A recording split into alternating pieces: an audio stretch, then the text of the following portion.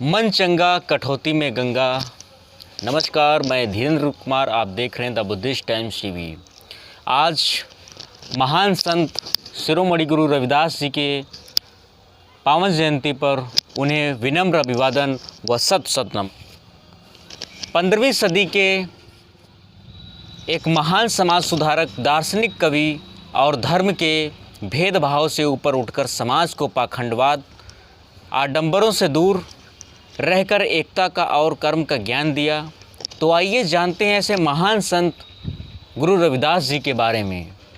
हिंदू धर्म महीने के अनुसार महान संत गुरु रविदास का जन्म माघ महीने की पूर्णिमा के दिन माना जाता है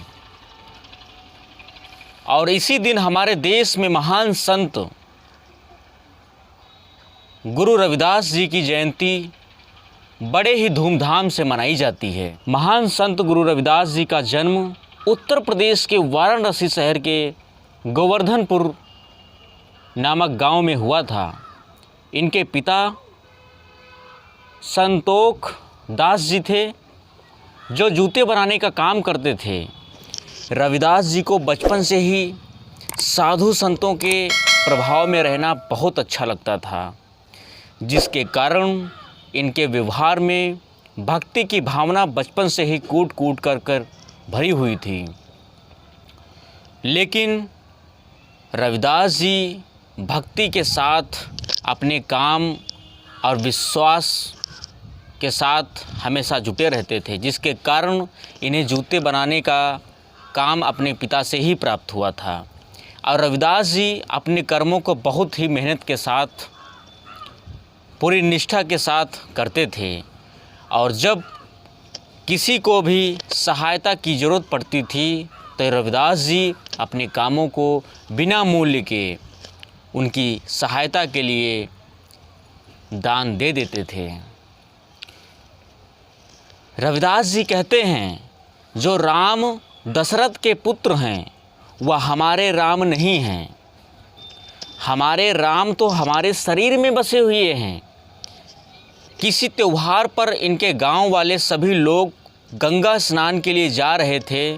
गांव वालों ने रविदास जी से गंगा स्नान के लिए निवेदन किया।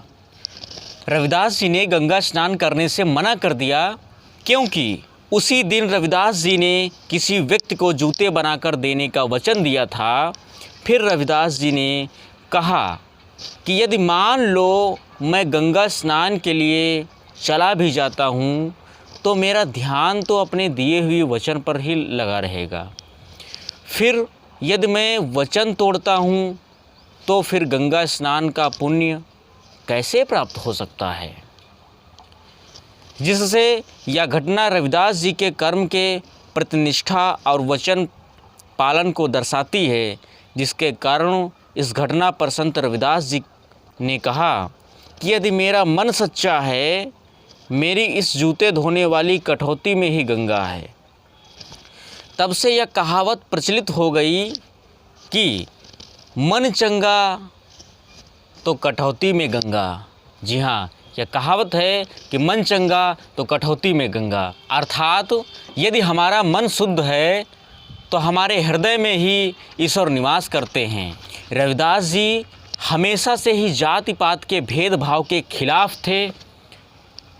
वे हमेशा सामाजिक कुरीतियों के खिलाफ आवाज़ उठाते रहते थे।